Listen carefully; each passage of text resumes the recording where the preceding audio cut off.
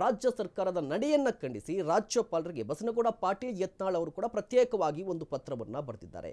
ಯಾವುದೇ ಕಾರಣಕ್ಕೂ ಕೂಡ ಈ ಮೀಸಲಾತಿಯನ್ನು ನೀಡಬಾರದು ಅಂತ ಹೇಳಿ ಬಸನಗೌಡ ಪಾಟೀಲ್ ಯತ್ನಾಳ್ ಅವರು ಒತ್ತಾಯವನ್ನು ಮಾಡಿರುವಂಥದ್ದು.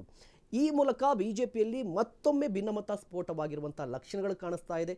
ಒಂದು ಕಡೆ ರಾಜ್ಯ ಘಟಕ ಇವತ್ತು ರಾಜ್ಯಪಾಲರ ಭವನಕ್ಕೆ ರಾಜ್ಯಭವನ ಚಲೋ ಅಂತ ಹಮ್ಮಿಕೊಂಡಿದ್ದಾರೆ. ನಿನ್ನೆ ಪ್ರತ್ಯೇಕವಾಗಿ ಬಸನಗೌಡ ಪಾಟೀಲ್ ಯತ್ನಾಳ್ ಕೂಡ ಒಂದು ಲೆಟರನ್ನು ಕೊಟ್ಟಿದ್ದಾರೆ. ಇದು ಬಿಜೆಪಿಯಲ್ಲಿ ಎಲ್ಲವೂ ಸರಿ ಇಲ್ಲ ಅನ್ನೋದು ತೋರಿಸ್ತಾ ಇದ್ದಾರೆ.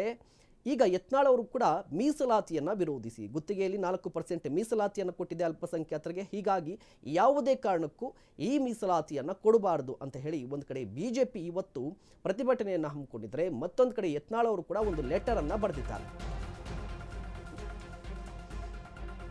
ಸರ್ಕಾರದ ನಡೆಯನ್ನು ಖಂಡಿಸಿ ರಾಜ್ಯಪಾಲರಿಗೆ ಬಸನಗೌಡ ಪಾಟೀಲ್ ಯತ್ನಾಳ್ ಅವರು ಪತ್ರವನ್ನು ಬರೆದಿದ್ದಾರೆ. ಯಾವುದೇ ಕಾರಣಕ್ಕೂ 4% ಮೀಸಲಾತಿ ನೀಡಬಾರದು.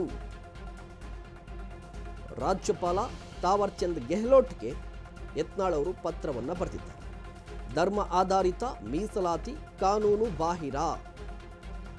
ಕಾಂಗ್ರೆಸ್ ಸರ್ಕಾರದ ನಡೆಯನ್ನು ಖಂಡಿಸಿ ಯತ್ನಾಳ್ ಅವರು ಪತ್ರವನ್ನು ಬರೆದಿರುವಂಥದ್ದು. ಬಿಜೆಪಿಯ ಆರೋಪ ಸ್ಪಷ್ಟವಾಗಿದೆ.